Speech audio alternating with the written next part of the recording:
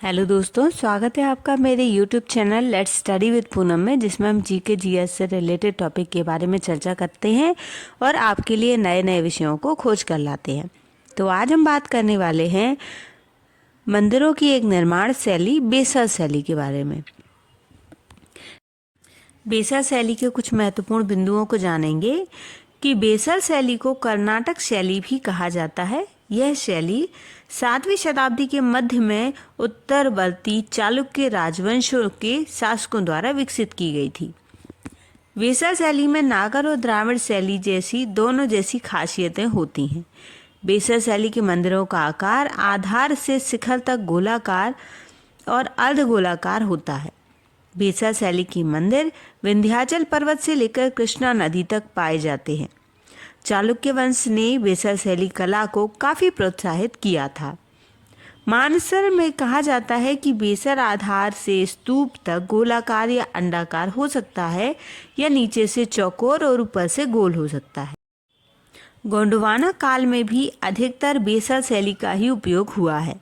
गुप्त काल के बाद देश में स्थापत्य को लेकर क्षेत्रीय शैलियों के विकास में एक नया मोड़ आया है। इस काल में ओडिशा, गुजरात, राजस्थान और बुंदेलखंड का स्थापत्य ज़्यादा महत्वपूर्ण है। इन स्थानों में 8वीं से 13वीं सदी तक महत्वपूर्ण मंदिरों का निर्माण हुआ है। इसी दौर में दक्षिण भारत में चालुक्य, पल्लव, राष्ट्रकूट और चोलयुगीन स्थापत्य अपने विशिष्ट स्थान को प्राप्त कर पाए हैं। विमान शिखर, छोटा फैले कलश, मूर्तियों का आधिक्य, अलंकरण परंपरा का बाहुल्य और अधिकांश दक्षिण में मिलने वाले इन मंदिरों के शिल्प को उन्नति के शिखर पर पहुंचाने का प्रयास चालुक्यों और होयसालों ने सर्वाधिक किया है। 16वीं से 18वीं शताब्दी के बीच मंदिर वास्तुकला की यह शैली विकसित हुई है। इसके गोपुरम सबसे बड़े होते हैं और गोपुरम कला इस शैली में अपने चरमोत्कर्ष पर पहुंची थी। मीनाक्षी मंदिर इस कला में एक शैली में बनाया गया एक उदाहरण है। भारत में अद्भुत शैलियों के साथ मंदिर निर्माण की शुरुआती 4वीं से 6वीं शताब्दी के बीच गुप्त काल के दौरान हुई थी। ऐसा माना जाता है कि इससे पहले भारत में लकड़ी के मंदिर बनते थे। गुप्त काल के बाद भारत में पत्थर और ईंट के मंदिरों का निर्माण शुरू हुआ। भारत में 7वीं शताब्दी में आर्य संस्कृति वाले भागों में पत्थरों से मंदिरों का निर्माण होना लगा था। गुप्त काल के दौरान मंदिरों का निर्माण बहुत तेज गति से हुआ था। कुछ पुराने हिंदू मंदिरों में बौद्ध मंदिरों की शैली भी विद्यमान है। उस समय के मंदिरों में मूर्तियों को मध्य में रखा जाता था, जिसके चारों तरफ परिक्रमा मार्ग होता था। गुप्त काल के प्रारंभ के मंदिर जैसे सांची के बौद्ध मंदिरों आदि की छत सपाट होती थी। बाद में इनके शिखर की ऊंचाई धीरे धीरे बढ़ती गई।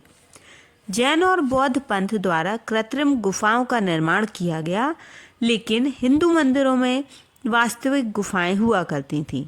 उस दौर में मंदिरों में शिलाओं को काटकर गुफाएं बनाई जाती थीं। 7वीं शताब्दी में अनेक मंदिरों का निर्माण चट्टानों को काटकर किया गया था। इसमें चेन्नई के दक्षिण में पल्लवों द्वारा स्थापित महाबलीपुरम विशिष्ट स्थान रखता है। गुप्त काल से हिंदू मंदिरों का महत्व और विस्तार काफ़ी बढ़ा। इस दौर में बने मंदिरों की सजावट पर गुप्त वास्तुकला का विशेष प्रभाव है। भारत के उड़ीसा और मध्य प्रदेश के खजुराहो में भी उत्कृष्ट वास्तुकला के नमूने देखने को मिलते हैं। उड़ीसा का करीब 1000 साल पुराना लिंग राजा का मंदिर वास्तुकला का सर्वोत्तम उदाहरण है।